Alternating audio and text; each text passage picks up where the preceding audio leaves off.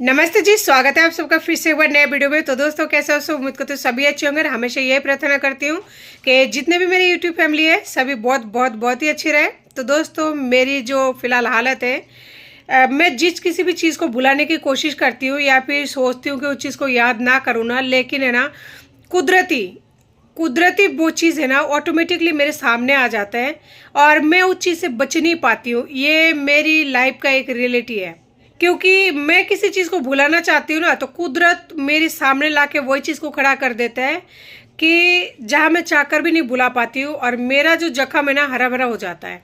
अब मैं आज दुखी नहीं हूँ और ना ही मतलब मन में ऐसा कोई गम है, लेकिन कुछ बातें पुरानी 2-3 दिन से बहुत ज़्यादा याद आ रही है, बहुत ज़्यादा याद आ रही है। और ऐसा लग रहा है मेरे साथ भी है ना, सेम केस हुआ है। मैं किसी के बारे में बात नहीं कर रही हूँ और ना ही मैं करना चाहती हूँ और ना ही मुझे पसंद है, क्योंकि अगर कोई भी गलती होती है तो मेरा ये मानना है दोनों की बराबर तरह से होता है। और मैं किसी के बारे में वीडियो भी नहीं बनाना चाहती, मुझे कोई मतलब नहीं है किसी से। आप लोग समझ गए होंगे मैं किसके बारे में बात कर रही हूँ। और आजकल यूट्यूब पर है ना, जैसे यूट्यूब को ओपन करते हैं तो जोरों शोरों से वही चीज़ चल रहा है। अगर आप स्क्रॉल भी करोगे ना तो वही चीज़ चल रहा है, इतना ज़्यादा वायरल चल रही है कि आप लोग समझ सकते हैं किन के बारे में बात कर रही हूँ। ये एक दो जो ब्लॉगिंग चैनल वाले हैं और ये रिएक्शन चैनल वाले, यूट्यूब पर भी अगर कोई इंसान काम करते हैं ना तो उनको भी शांति नहीं है, चैन नहीं है, कि यहाँ पे भी इतना मतलब बहुत ज़्यादा झेलना पड़ता है इंसान को। सबका अलग अलग होती है। और मैं बताऊं कि मुझे किस तरह से मतलब ऐसे अपना दिन याद आ गया या फिर पुराना जख्म याद आ गया। जो लोग मेरा पुराना सब्सक्राइबर है उनको तो पता ही है। खैर, एक विधवा जो औरत थी उसके साथ में, यानी उनके चक्कर में मेरे पति ने भी मुझे छोड़ दिया है। तो क्या बताए, मतलब उनके चक्कर में मुझे छोड़ दिया, 2 बच्चों के साथ में मरने के लिए छोड़ दिया। आज नहीं छोड़ा, कई साल पहले छोड़ा था, 2-3 साल हो गया। फाइनली मेरी सपोर्ट में कोई नहीं था, कोई नहीं था, मतलब कोई है भी नहीं, क्योंकि मेरे पीयर में कोई नहीं है। एक ही सिस्टर है, वो भी मेरे खिलाफ इसलिए है क्योंकि हमारा कुछ जमीन जायदाद का पर्सनल मैटर है, जो गलती मेरी मम्मी ने की है, तो इस वजह से वो मुझसे बात नहीं करती। और उसका जो बैकग्राउंड है वो थोड़ा स्ट्रांग है। स्ट्रांग इसलिए है क्योंकि पति साथ में है और मेरा पति साथ में नहीं है। तो मैं पहले ऑलरेडी कमज़ोर थी, क्योंकि मेरे पति को लैंग्वेज नहीं आती है बंगाल का। अगर वो कोर्ट में भी जाए तो भी वहाँ पे मुझे उनको समझाना पड़ेगा, तब जाके समझेंगे। तो बहुत सारी वजह ऐसी है जिसकी वजह से मैं लड़ी नहीं, सब कुछ छोड़ दिया इजीली। देखिए, ये जो विधवा वाली शब्द है, मैं इसे उच्चारण करना नहीं चाहती हूँ और ना ही मेरी जो गलत भावना है वो ऐसा कुछ है। मेरी है ना, किसी को भी विधवा कहने का या फिर किसी की भी भावना को ठेस पहुंचाने का कोई उद्देश्य नहीं है। लेकिन वो कहते हैं ना, जब इंसान जख्मी होता है तो इस तरह के लफ्ज़ जो है आ जाता है, तो बस वही बात है।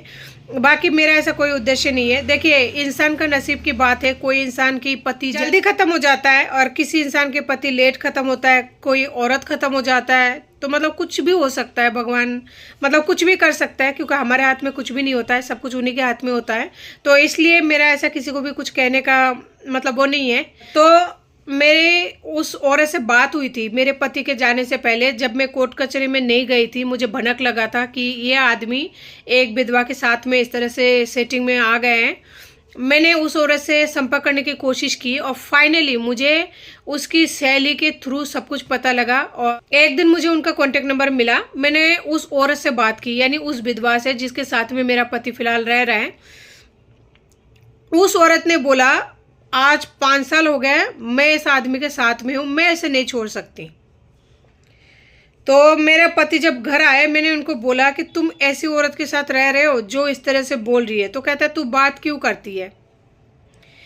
यानी कुछ रिएक्शन चैनल वाले का जो कहना था ना कि अगर मनीषा जी जो है, अगर वो कुछ बोलते उस टाइम जो उनका मैटर चल रहा है तो उनको पिटना पड़ता। तो वो सब चीज़ें मैं झेल चुकी हूँ। और कुछ जहाँ मैं रह रही हूँ, यहाँ के लोग मुझे कहते हैं कि अगर दीवार में छेद हो जाए ना तो उसी टाइम चूना और बजरी भर दो तो वो सेट हो जाता है। लेकिन जिनके साथ जो परिस्थिति होती है ना, वो सिर्फ उन्हीं को पता होता है। अगर आप पति को ज़्यादा बोलोगे तो आप वैसे पिट जाओगे। अगर ससुराल वाले को कुछ बोलना संभव नहीं हो पाता है, बहुत सारे केसेस ऐसे होते हैं। और मैंने अगर मेरे पति को इतनी इजीली जाने दिया ना, ऐसी बात नहीं मुझे लड़ना नहीं आता, ये बात नहीं, मेरा खुद का गुस्सा मतलब शांत हो चुका है। बस इतनी सी बात है कि मैं बच्चों को पीछे मेरा हाथ पैर बंधे हुए हैं, क्योंकि मैं ये सोचती हूँ अगर मुझे एक चाटा लगता है या फिर 2-4 धक्के मुक्के लगते हैं लड़ाई में, तो मेरे दोनों छोटे बच्चे हैं, अगर एक को भी क्षति पहुँचता है या फिर मुझे भी क्षति पहुँचता है तो सोचिए बच्चों को कौन संभालेंगे। मेरा तो पीछे माँ बाप भी नहीं है, ठीक है। और रही बात अब की, तो अब की नहीं, मेरे माँ बाप पहले से ही ऐसे थे। अब से अगर 10 साल बाद में मैं अपने पति के बारे में बोलूँगी ना, तो मैं यही बोलूँगी कि मेरा पति तो थे ही नहीं कभी मेरे साथ में। लेकिन जो 10 साल बाद अगर मैं कंटिन्यू यूट्यूब पर रही, तो वो ऑडियंस तो नहीं जानते ना कि मेरे साथ क्या हुआ क्या नहीं हुआ, वो तो 10 साल बाद वाले चीज़ें देखेंगे। और शायद 10 साल आते आते मेरी लाइफ में बहुत सारी चेंज हो जाए, बच्चे बड़े हो जाएंगे, शायद मैं काम करने लग जाऊं, तो शायद आज मेरी जो स्थिति है, जैसे मैं एक ही कपड़े में घूमती रहती हूँ, बच्चों को लेकर परेशान, मेरा बच्चा स्कूल नहीं जा पा रहा है, तो शायद ये सारा प्रॉब्लम ना हो। तो वक्त के साथ साथ बहुत सारी चीज़ें भी चेंज होता है। मेरे कहने का मतलब ये है, अगर एक औरत होकर दूसरी औरत को इस तरह बोले तो कहाँ तक सही है, लेकिन वो आदमी कहाँ तक सही है कि जो इस तरह की अपना घर गृहस्थी होते हुए भी है ना दूसरे के पीछे भगते हैं।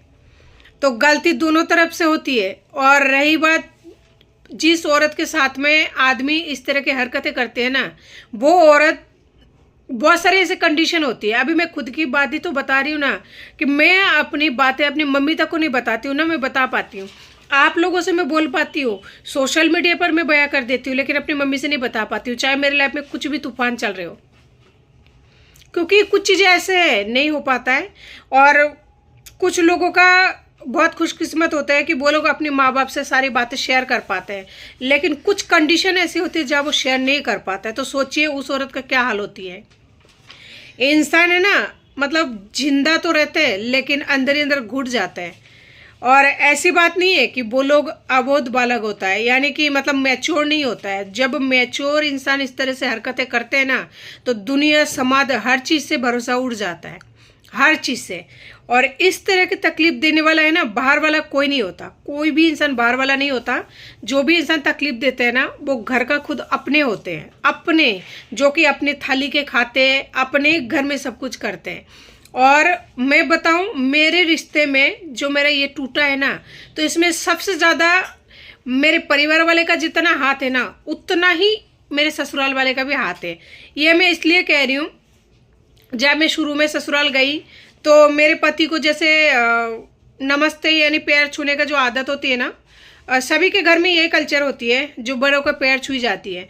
तो पैर छुई ना, तो मेरे सासू पता है मुँह से क्या बोली, ये है ना, ये तेरे को कंगाल बनाएगी, तेरे को है ना कटोरा लेके भीख मंगवाएगी। अब मुझे नहीं पता कि उन्होंने ऐसा क्यों बोला, और ये बात अगर मैं झूठ बोल रही हूँ तो किशोर जी आप कमेंट बॉक्स में आके कमेंट करके ज़रूर बताएं कि मैंने ये बात झूठ बोला है। और आपका कई सारे कमेंट्स है जो मैं शेयर नहीं करती हूँ। मैं इसलिए नहीं शेयर करती हूँ कि आपका भी लाइफ है, भले अलग हो गए हो, मेरे लाइफ से चले गए हो, लेकिन मुझे आपसे कोई दुश्मनी नहीं है। आपका जो मन करे वो करते रहो, सबका अपना अपना नसीब है, जिसको जो करना है वो करते रहे, मुझे कोई दिक्कत नहीं है। और मैंने दिल से निकाल दिया है, तो उस आदमी के बारे में है ना कम से कम बात करने की कोशिश करती हूँ, ठीक है।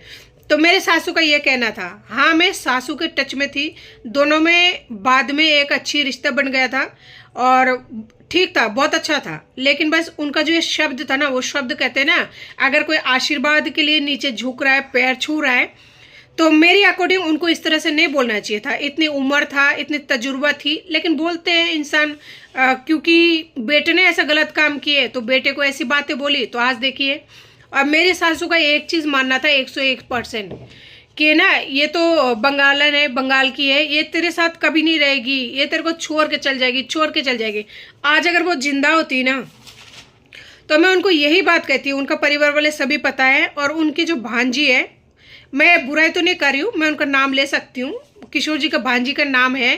फिर वही बात है, मैं अगर नाम लूँगी तो ये बंदा फ़ोन करके उनको भड़काएंगे, फिर ये वीडियो दिखाएंगे, सत्ता लफड़ा करेंगे। छोड़िए नाम, उनका एक भांजी है, तो वो मुझे फॉलो करती है। फॉलो का मतलब वो इंस्टाग्राम पर भी करती है और मेरे यूट्यूब चैनल पे भी वो वीडियो देखती है, ठीक है।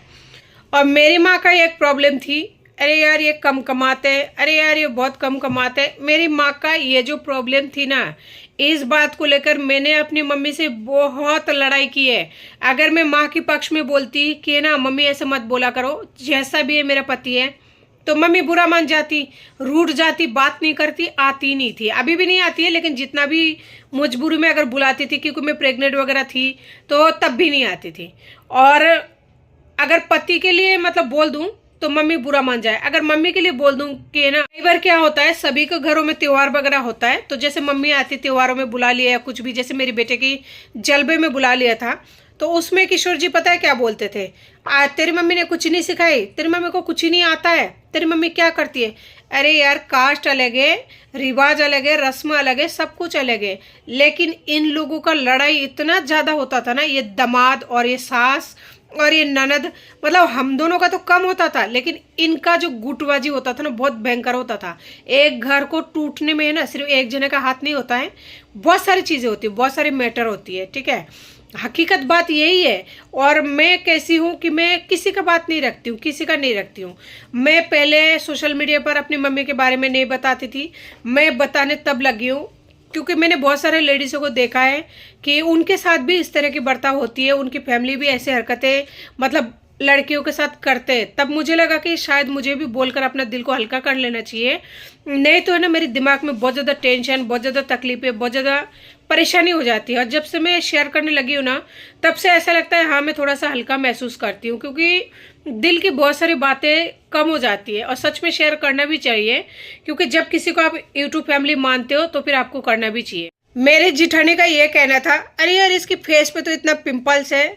मैं 14-15 साल की थी, वो एज थी पिंपल का, पिंपल होता था। आज भी मैं केयर नहीं कर पाती हूँ बच्चों की वजह से, मुझे सांस लेने का फुर्सत नहीं मिलता। तो मेरे जिठानी जैसे गाँव जाती थी, अरे इसके फेस पर पिंपल्स है, अरे इसका मुंह दिखाई कैसे करे, इसका तो बहुत ज़्यादा फेस खराब हो रही है, इसकी तो शक्ल ही ऐसी हो रही है। मेरे जिठानी का ये कहना था, वो वही किशोर जी के सामने ऐसे बोलते थे। और मेरी नंदों का ये कहना था, अरे तू तो ऐसी है, तू तो सांवली है, तू तो काली है, तू तो मोटी है। जब एक रिश्ता जुड़ता है ना, तो सबको उनका साथ देना चाहिए, खास करके तब जब मतलब रिलेशन हो चुके हो, एक दूसरे का शादी हो चुके हो, सब कुछ मैटर मतलब क्लोज हो चुके हो, कोई झगड़ा वगैरह ना हो, लड़ाई वगैरह नहीं हो, तुम्हारे फैमिली वाले भी ठीक है, हमारे फैमिली वाले ठीक है। लेकिन ये जो फैमिली में रुक रुक कर छोटे छोटे बात, छोटे छोटे ताने, छोटे छोटे चीज़ होती है ना, ये सब चीज़ उस टाइम तो कोई नहीं पकड़ता है, लेकिन आगे जाके धीरे धीरे वक्त जैसे जैसे बढ़ता जाता है ना, तो फिर वही सारी चीज़ें मतलब उभर कर आती है। वही सारी चीज़ों का ताना मिलने लगता है कि तुम्हारे माँ ने तो ये कहा था, तुम्हारे बाप ने तो वो कहा था। रही बात मेरे पति की, तो उसने पहली गलती तो किया नहीं था, उसने गांव में पहले भी कांड कर बैठा था। अगर उस बंदे ने मेरे को एक्सेप्ट किया, उस बंदे की घर वालों ने मुझे एक्सेप्ट किया, तो उसकी वजह यही रीज़न था, कोई दूसरा रीज़न नहीं था। इस बंदे ने पहले भी कांड किया था, लेकिन मुझे पहले पता नहीं था। जब हो चुका था उसके बाद में, चाहे कोई भी औरत हो, शादी की एक बार हो जाने के बाद में ना फिर उनके पास कोई ऑप्शन नहीं होता है, फिर उसको निभाना चाहती है। लेकिन इस बंदे ने फिर बीच में कांड कर दिया। तो जैसे मैं यूट्यूब खोली ना, यूट्यूब पर ये सारे वीडियो, ये सब बातें चल रही थी, तो मुझे याद आ गई कि ऐसी एक औरत ने ना मेरी ज़िंदगी ख़राब कर दिया। जहाँ मैंने उससे बोला था कि मेरे बच्चे छोटे छोटे, तो उस औरत ने मुझे जवाब दिया, तो तेरे बच्चे तेरी प्रॉब्लम है, मैं क्या करूँ, मैं इस बंदे को नहीं छोड़ सकती। तो ये सब जब यूट्यूब पे चल रहा है ना, तो मैंने देखा ना कि मतलब ये सेम चीज़ है मेरे साथ में। लेकिन बस मैं इसलिए नहीं लड़ पाई क्योंकि मेरे पास कुछ भी नहीं है लड़ने के लिए, और मैं अपने बच्चों को खोना नहीं चाहती। क्योंकि मैंने एक बच्चे को ऑलरेडी खो दिया था, एक लड़की बहुत ही प्यारी सी थी, बहुत ही क्या बताऊँ कि मेरा जान जिगर का टुकड़ा था। अब मैं ये चीज़ खुल के नहीं बता सकती कि वो मरी है कि मारा है, ये चीज़ नहीं बता सकती, क्योंकि सोशल मीडिया है, यहाँ पर मैं नहीं बता सकती। और जो मेरे आस पड़ोस के लोग हैं उनको पता है कि लड़की मरी है कि मतलब क्या बताऊँ, मैं कुछ नहीं बता सकती।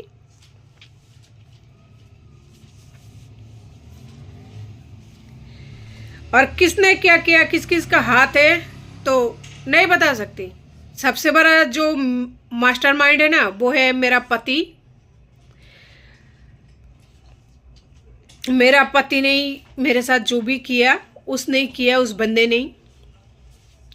तो जब इस तरह की न्यूज़ वगैरह या स्क्रॉल करते हुए नज़र आता है ना, तो मुझे याद आता है कि मेरे पति ने भी ऐसा ही किया है, और एक विधवा के चक्कर में 2 बच्चे को, 3 जिंदगी को, कितने रिश्तों को गला घोट दिया। एक औरत का पूरा जिंदगी 2 बच्चों के साथ बर्बाद कर दिया,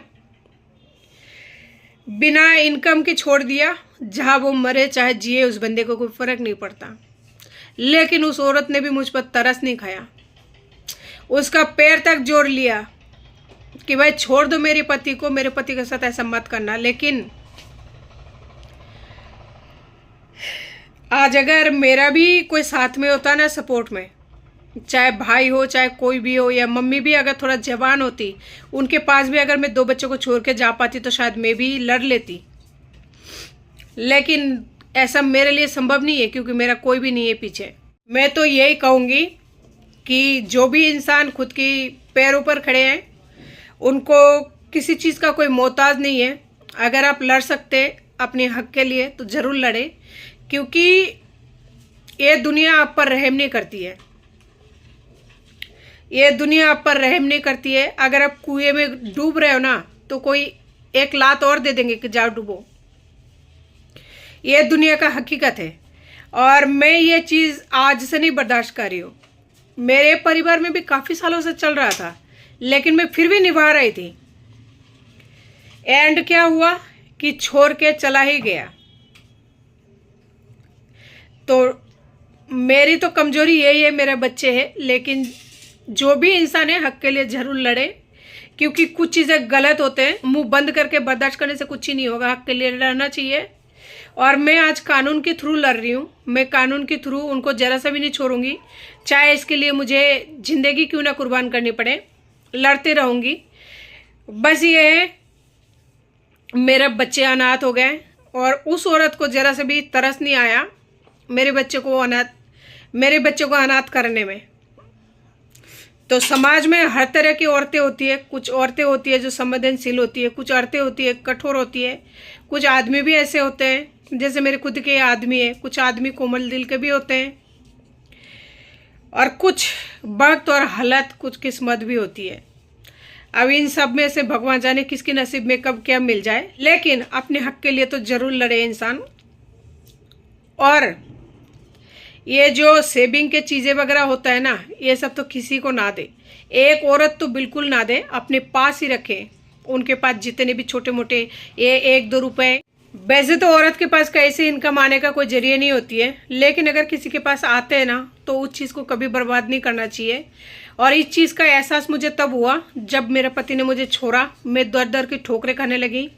पैसा की अभाव में मेरे बच्चे की दूध बंद हो गया, दूध मुआ बच्चे का। तो आज मैं 1 कपड़ों में घूम रही हूँ, मेरे पास पहनने के लिए 1 कपड़ा तक नहीं है। तो तब एहसास होता है कि आज अगर मैं उस बंदे को बैंक का पासपोर्ट, ATM कार्ड अगर नहीं थमाती तो शायद ये नौबत नहीं देखनी पड़ती। लेकिन वो कहता है ना, जब तक इंसान संभलता है और समझते हैं ना, तब तक तो पूरी दुनिया लूट जाती है। तो बस यही है दोस्तों कि आजकल यूट्यूब पर जो देख रही हूँ ना, उसे देखने के बाद में खुद की आप बीती याद आ गई। यानी मैं चाहती हूँ उस चीज़ को भुलाना, लेकिन कुदरती तौर पर है ना, मेरे सामने वही सेम चीज़, सेम घटना, सेम तरीका, सेम चीज़ देखने को मिल जाती है। दिल दहल गया, कब गई पूरी तरीके से। ऐसी घटना देखती हूँ ना, मतलब देख के रोना आ जाता है, कब जाती हूँ बहुत बुरी तरह से। भगवान ना करे किसी भी दुश्मन के साथ ऐसा दिन देखने को मिले। बहुत ही खतरनाक वाला दिन है। और सोचिए, देखकर इंसान का दिल दहल जाता है, रोना आता है। सोचिए प्रैक्टिकली जिस बंदे के साथ हो रहे हो या बंदी के साथ में हो रहे हो, तो क्या माहौल होगा उनका।